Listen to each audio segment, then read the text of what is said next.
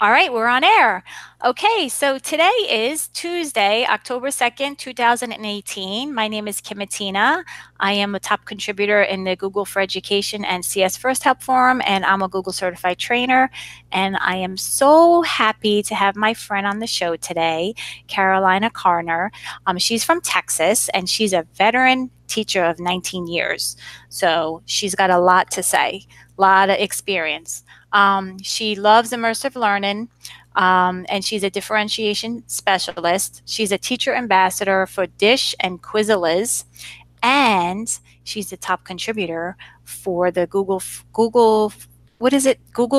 Expeditions, right? Not Google Right. for Expeditions. It's Google Expeditions AR VR on Yes. Tour Creator. So, and that's how I found, where I met Carolyn was at the Google for Education Top Contributor Summit in New York, and she's got so much expertise and so much to offer. And she's also the founder of the Nerdy Teacher Tech Talk on YouTube. So welcome, Carolina. Hi, how are you? I'm good. I'm so glad to see you again and to learn from you again. I really enjoyed meeting you in the summertime, and I'm just glad that you're on the show. And I think a lot of people will learn about immersive technology from you. You have a lot to offer. Yay, I can't wait to teach all these people about immersive learning. So what is immersive learning? Okay, so immersive learning, basically what I do in my classroom every day is I use technology in the classroom with my students, but I have all of these technology products that I can use, and the students I can get immediate feedback from what they're doing. And when I get that immediate feedback, then I can actually make it to where I can differentiate for my students, so I can work with them based off their needs. And the different technology tools that I use in my room, which are basically the Google products, are a really good way to get that immediate feedback, so I know how to change my instruction for my students in the classroom. So immersive just basically means we're using the technology as another helper in the classroom, to where I can work one-on-one to meet the needs with every single student by getting that immediate feedback. And what are some of the tools that you use in your classroom with your students as far as providing feedback and differentiating instruction? I use the G Suite products in my classroom all the time. I use different technology tools, but specifically, I use Google Expeditions AR. I use Google Expeditions VR. I use different products like Quizliz and Zish with my students to get immediate form of assessment data back. I use Google Drawings to get information, Google Docs. So, I mean, I use a lot of different Google products when trying to get formative assessment data back on my students. So that is, immersive learning is basically me being able to get to those kids faster, and then being able to help differentiate for them so that I know where they need to go in the learning process. And those technology products basically help me to get there. It's like another teacher in the classroom, basically. And then I guess you're using Google Classroom I as use your that hub. every day. Yes, every single day to post the links in there with my students. So let me ask you this. When you do, so you teach science? Yes, I teach science. And what grade? I taught sixth grade science for 18 years. And then last year I did sixth, seventh grade split. So this year I'm completely teaching seventh grade science. So it took me 19 years to get to seventh grade science, because it's kind of my passion. So I'm really happy to be in seventh grade science right now. Oh, wow, that's awesome. So when you teach your lesson to your students and you want to use like Google Drawings, so I know students and teachers are not utilizing Google Drawings to the potential that it really has, because I see a lot of students, they don't really know. Like, I have icons in my room, and in my new school, the students didn't know the Google Drawing icon. So to me, that means they're not using it. What are you using Google Drawings for with your kids in science? Well, with science, there's a lot of visuals that the students have. Like there's one activity I did with my students where they were learning different cell types. So they looked at like a plant cell and an animal cell and a bacterial cell and a protist cell. And then what they did was they actually went in and they had to identify all the parts. So the kids actually can share a document with all the kids in their group when they're using a Google drawing. They can all insert their own pictures. So the kids are getting to see a plant cell and an animal cell and a protist cell and a bacterial cell. But then they get to have these conversations with one another about, which parts do they have in common? What parts do they have that are different? And I actually have them also share the link with me. So I hop into the document with them. And I do this with a lot of the different Google products, like Google Docs, I do the same thing.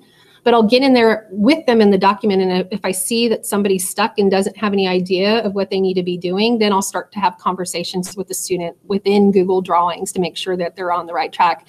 And that's what I'm talking about, being immersed in the learning and like actually being able to hop in and provide immediate feedback instead of them doing a paper activity, and then they turn it in and you still don't know really, unless you're like with them every single second, did they get it or did they not get it?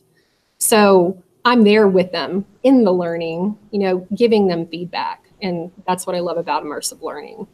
Yeah, I couldn't agree with you more. And I think also, like I found in my old school, I was using Google Drawings with students and trying to make it an interactive file. So like I actually used an animal cell or a plant cell. I don't remember which one. And then I had hyperlinks to, like, just say the nucleus. I had a hyperlink the nucleus to maybe a video about the nucleus. So you can kind of branch off from your Google drawing and hyperlink it with videos or different websites that support the different parts of the cell. So Google Drawings is more of a visual app, but then you can also hyperlink it too, which is cool. And then also, like you said, the immersive learning with providing the feedback is crucial in any app that you're using, and it's so easy in the G Suite.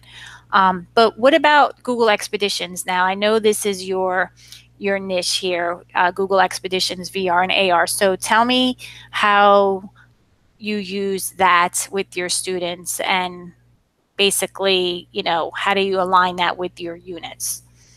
Okay, so let me start off with, can I talk about the 6E model a little bit of how I run my lessons in class? So with your typical 5E model of learning, you've got your engage, your explore, your explain, your elaborate, and your evaluate.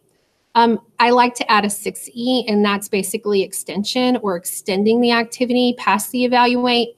And where I use Google Expeditions, AR, and VR, I'll sometimes use that as the engage part, like at the very beginning of the lesson to get the kids hooked. And I'm really big about using Google Expeditions, both the AR and VR, but I'll give you an example of something that I did just this last week. We're studying food chains. So like to introduce food chains, I had my students actually get to go out in the commons area that I have. And I don't have a lot of devices that can run Google Expeditions AR. So I just use one teacher device.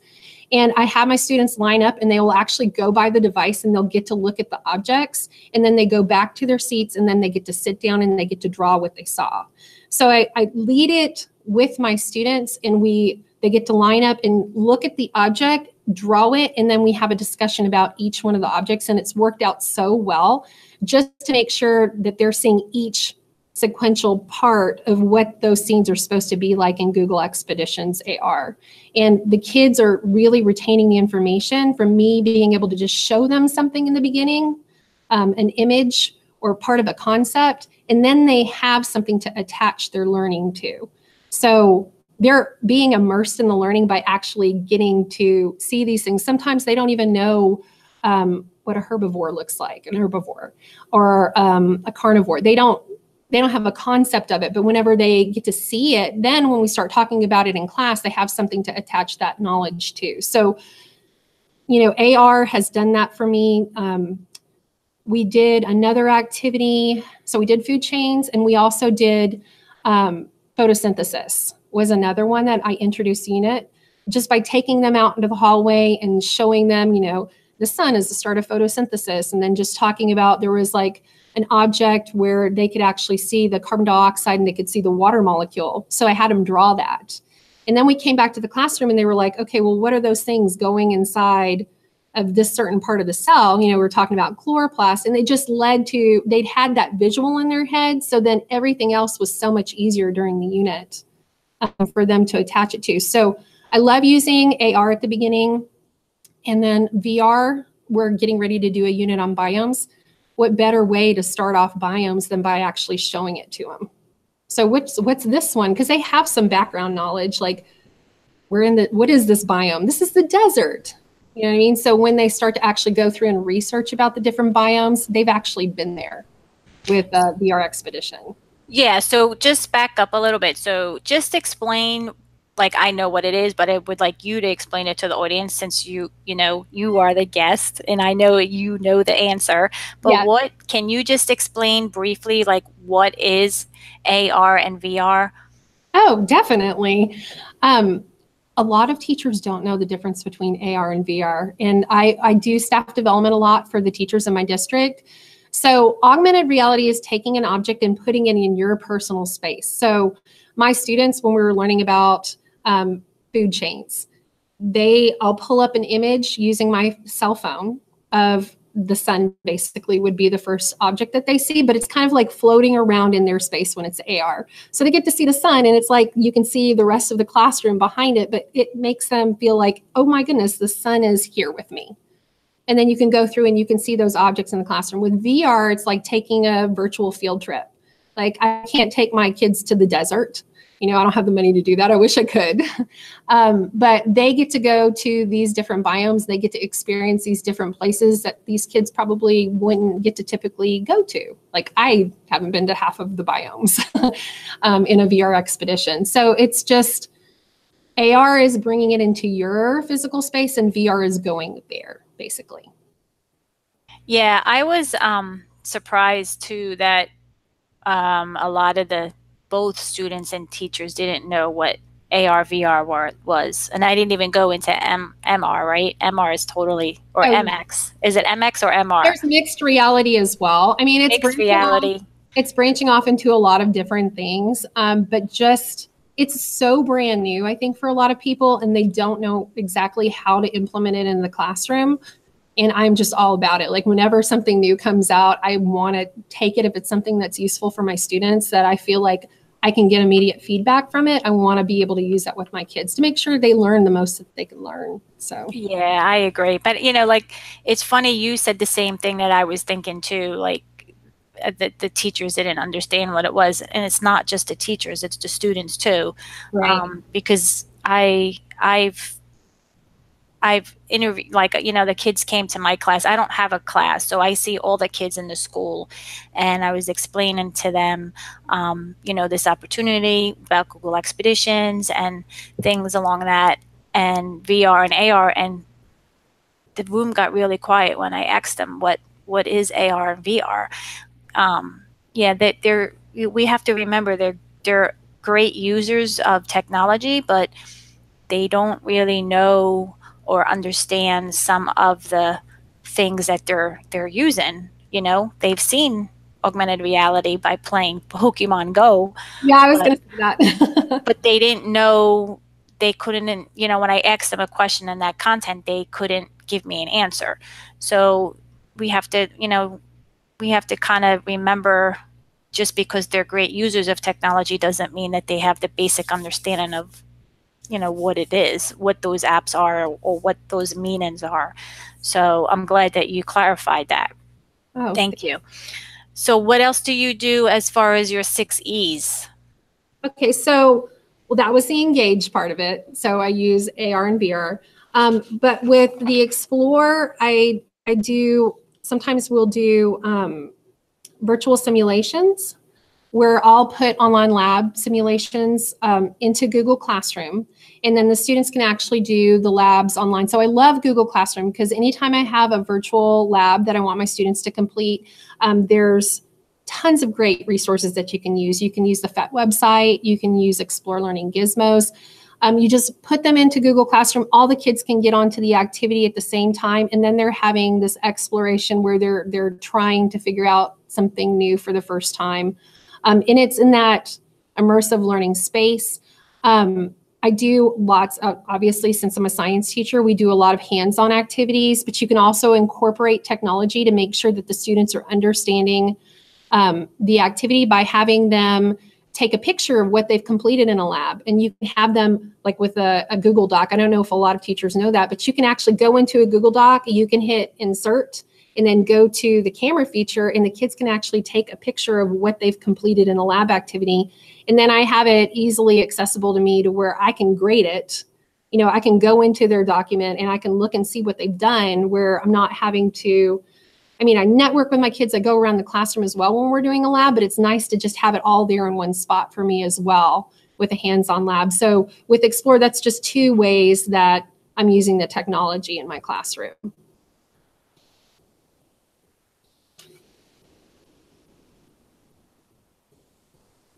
And I'm sure with the next E, explain, you can go into Google Docs and have your kids respond to some type of inquiry. So explain that ADI, argumentative driven inquiry. I'm not sure what that is. Okay, so I love to have different units basically online so that I can hop into the document with them. So an argument-driven inquiry unit, it's just basically a big messy problem, and you give them a whole bunch of information, and a Google Doc is a really good way to have it presented online to where multiple students can get into that one document together. So my students right now, we're getting ready to do an argument-driven inquiry unit. And we've been studying about food webs a little bit, but they're presented with a problem of which organism would impact the food web the most if you eliminated one organism. So they get to do the physical activity in class where they're actually manipulating different organism cards, but the kids have to go through with an argument-driven inquiry unit, and they have to actually prove how they got to that answer. So the kids are taking facts and recording things while they're working in class, but the magic happens when they get to hop into the Google document together. They have to plan out how they're going to present their information from the research that they're doing, both from like the physical reading of what the problem is, and then them doing the actual hands-on lab. They get together and they figure out how they're going to present it together online in this Google document together. And then if I see that they're completely off, they share the Google document with me as well. I can go in there and I can talk to them talk to the group without talking to them in front of the whole entire class, and provide them with feedback if they're going kind of down the wrong track, and get them back to where they need to be on the activity. And it's helping them while they're doing it, not just waiting until the very end to figure out, whoa, they didn't understand what we were doing at all. I know immediately that they know what they're doing. And if they don't, I can get them back on track. So that's one thing that I do with Explain. I use Google Docs a lot. Okay, so it's kind of like a one-stop shop document. Yes, definitely. Okay. Definitely. Is that something specific for your school or state? Oh, no. This is, I mean, that argument-driven inquiry. I never heard of it. Oh, yeah, no. Yeah, argument-driven inquiry is something, basically science teachers have been doing it a lot, but I think like within the last couple of years, but it's not, I know in my school district, we're doing it more and more. Like for the last couple of years, we started really kind of trying to do the big, it's kind of like, what they used to call it. You know how they always go through another name for whatever a different thing is? What did they used to call it? It's just like a real world problem that the kids are trying to understand basically and attack it in a scientific manner. And now they've just put them into these units. And then with immersive technology, it's just made it so much easier for me to be able to go in and make sure that they're on the right track. Right. Yeah. Because I mean, the whole point is just trying to make sure that they obviously understand and comprehend what you're teaching them, and then you provide them feedback along the way so that they stay on track. And using all of these technology tools that you're explaining or using helps you implement that workflow successfully for them. So I'm glad to have you on and for you to mention all that. Now, what about the elaborate part? Is that part of presenting the information? Is that a separate component? Okay, so when you would actually do the presentation of that, that would probably be the evaluate part. So there's all of the explaining that goes on. And then in the actual evaluate part, that's where, they would probably end up presenting to the class, because usually we take their information that they have from their Google Doc if they've done an argument-driven inquiry unit, and then we get butcher paper, the old-fashioned butcher paper, and then they'll actually present to the class, or you could actually display it up on the screen if you wanted to do it that way as well. So they have their talking points on what they, prove your point. Here's this big messy problem that I presented to you at the beginning. Here's all the content that goes along with it. And now you have all your facts that you've done with your group, with your research throughout the unit. You said that this organism was the one that if you eliminated it, it would impact the food web the most. Well, these are the organisms that would be impacted. This is the proof that I have, and be able to present it to the classroom. So that would be part of the evaluate. The elaborate would be more like, with any typical activity, taking it one step more, and then could they explain more about a food web, take it to that next step. You could have them, after they got done, they could actually do a writing part of it, to where they could explain the process that they went through to figure out the organism that would impact it the most, like take it one step more to solidify it. I gotcha. And it sounds like I'm not a science teacher, so I'm not really too sure, but it kind of sounds like the scientific method. It does kind of, right? Yeah, it is. It definitely is. There's still just the steps of the scientific method, right? Yes. And I just listening to you, it just kind of makes me feel like the design process also is in there, Mm-hmm. right? So you took these two models and you incorporated the 6E model into Mm-hmm. it, which I like because it's just a different twist on an old, like you said, an older model back probably when we were in school.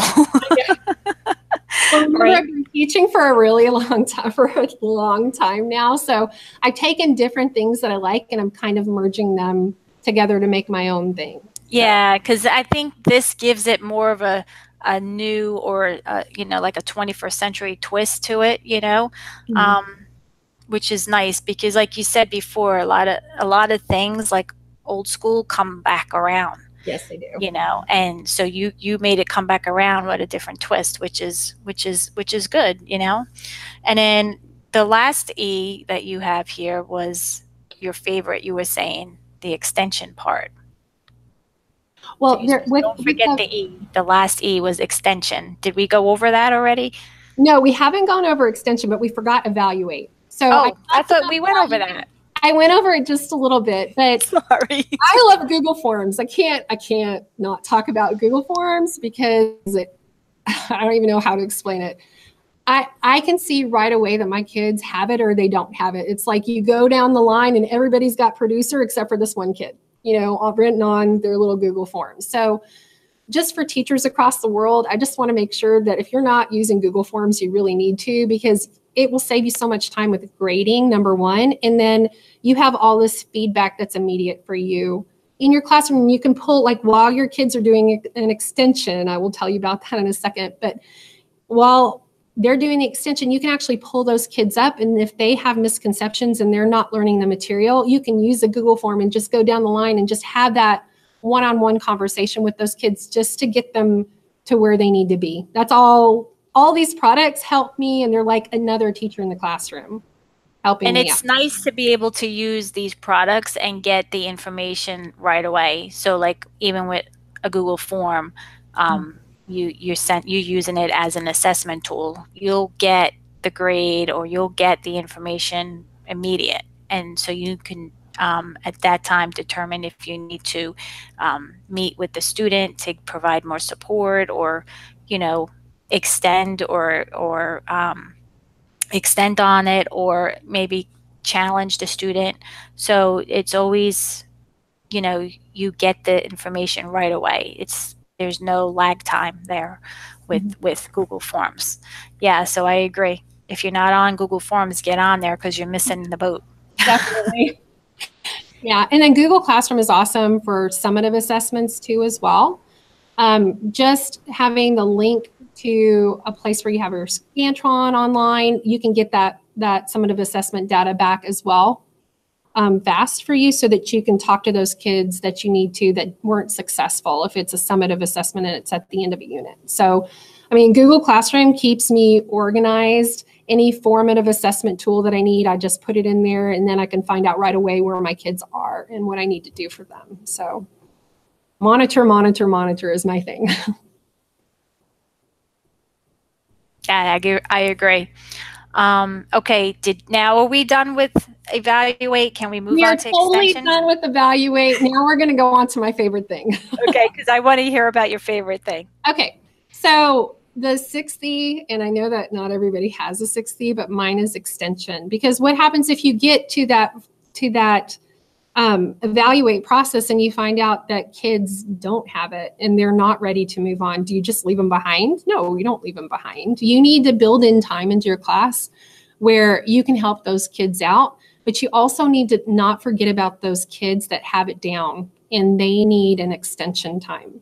So my extension is like my cherry that I dangle over every single student's head.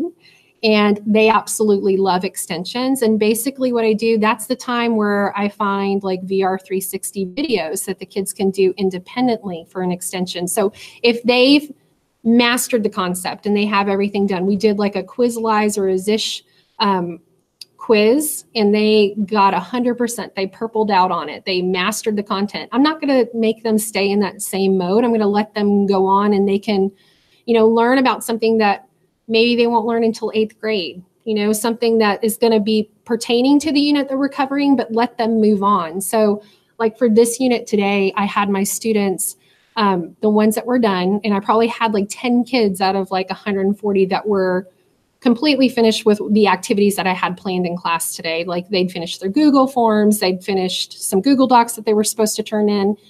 So everybody was working at their own pace during the class period, but these kids were able to get the Google Expedition, well, get the VR headsets out right here. And I had posted a whole bunch of VR 360 videos for YouTube that are covering the next unit that we're getting ready to study, which is biodiversity and ecosystems and biomes. And I found a whole bunch of different explorations that they could go on that were self-led. So everybody in the classroom was trying to work super hard to get to this part of the activity. And if they don't get to this particular extension this time, then since we're still covering the unit, I'll give that as an extension for another time where I'm doing, you know, a day where I'm pulling kids up one-on-one, and then the kids that get the extension, then they'll get to do the VR 360 videos or whatever I have planned. Like I have educational games that I put in Google Classroom that they can do. I have videos that go past the learning that we're doing in class, and then I can work with those kids that really need me that are still just struggling with the content. So extension is like my favorite thing, and I think it should be 6Es instead of 5 for sure. I agree. And I find that sometimes the extension, some teachers don't include it, and that's when there are behavior issues in the classroom. Kids tend to get bored and they find themselves doing things they shouldn't be doing. So if you put the time in to something like this in the beginning, it definitely ends up paying back in the end. So, you know, putting the time in and the quality definitely will reward you and your students, most importantly.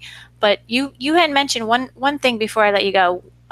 You had mentioned 360 videos. Yes. So what website do you go for that? I just go to YouTube, type in VR 360 videos, and there are tons and tons of videos. And what I do is I post all the links to my Google Classroom, and I have an instructional video that my kids watch on how to access them through Google Classroom on an iPod.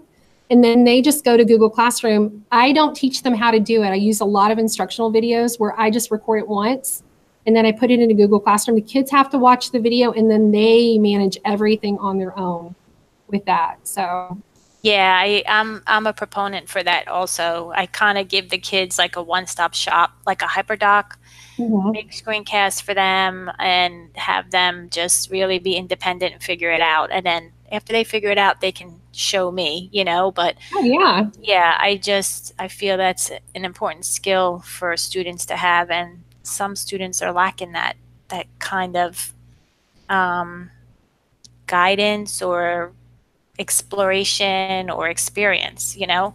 yeah. So I think we need to definitely stop holding their hands and let them just go with it. But yeah, and then you know what I wanted to do is really quick, I wanted to share my screen and show the audience the Google Expedition spreadsheet. Mhm. So let me do that.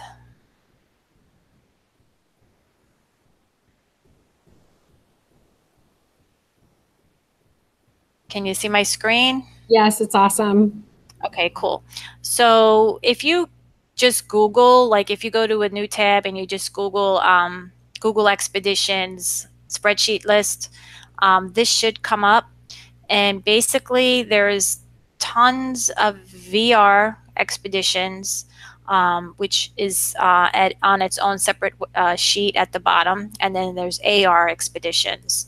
And you can explore the different expeditions that are available.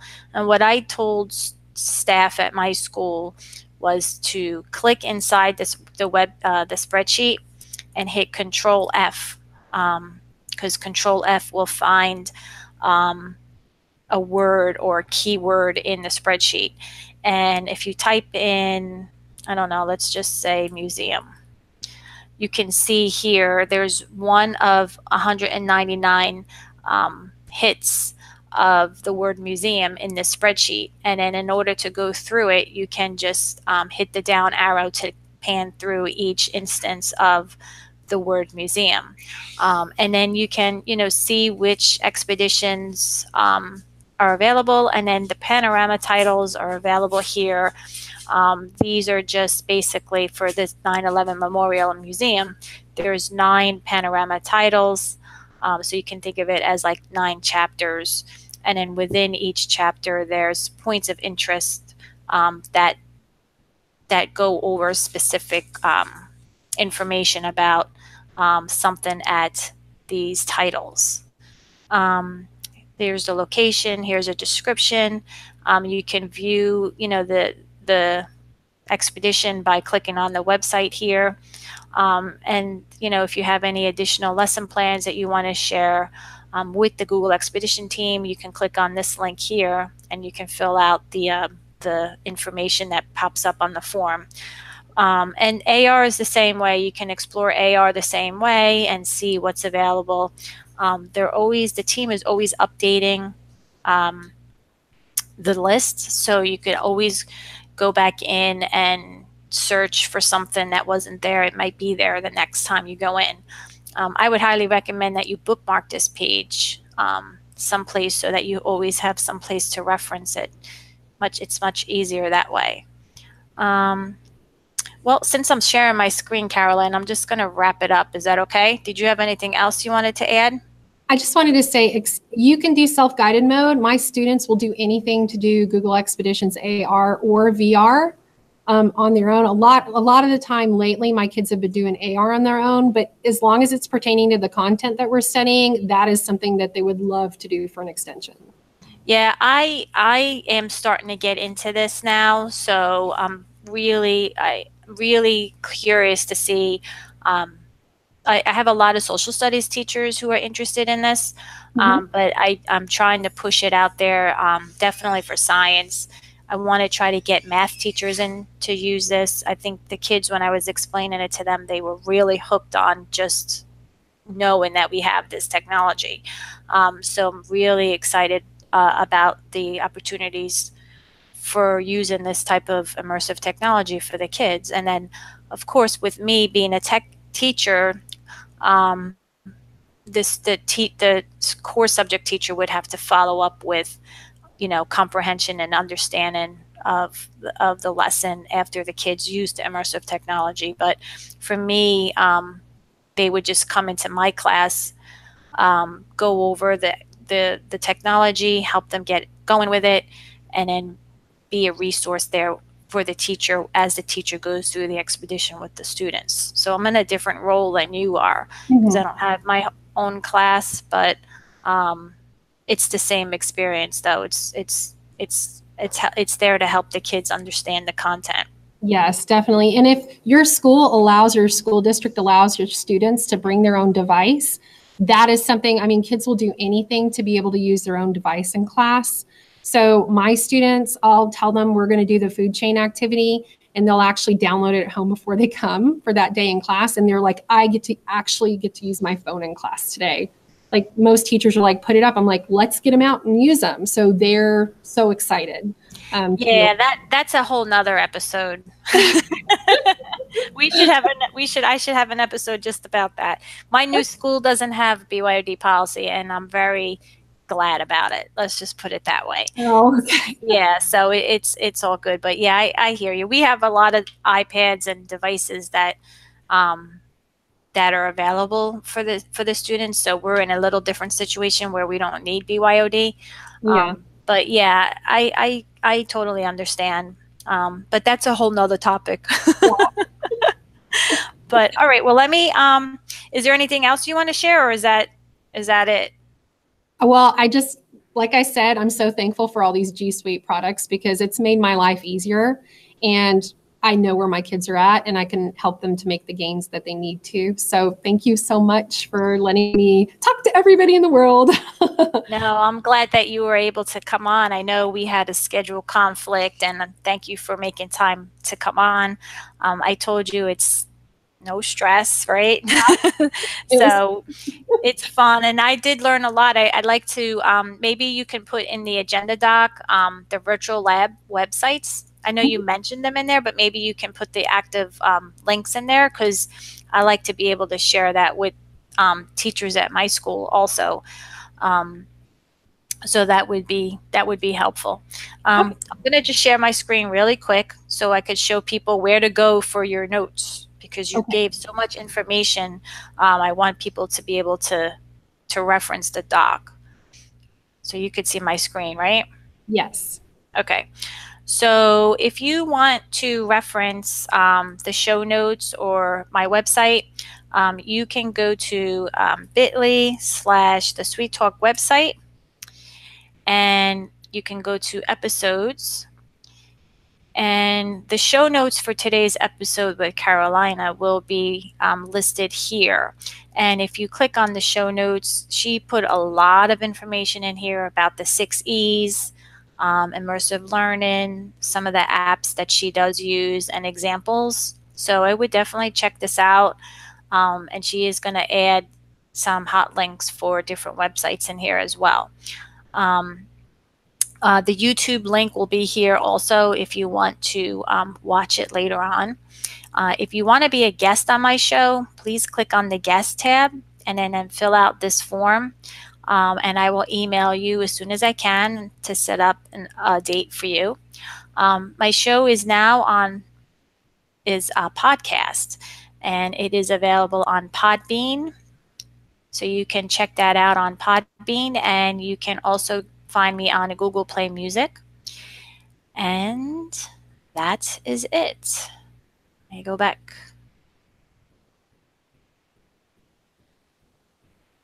Alrighty.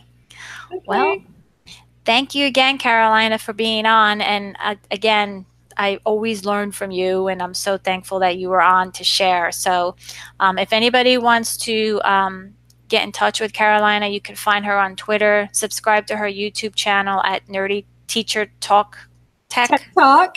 Okay, Nerdy Teacher Tech Talk on YouTube.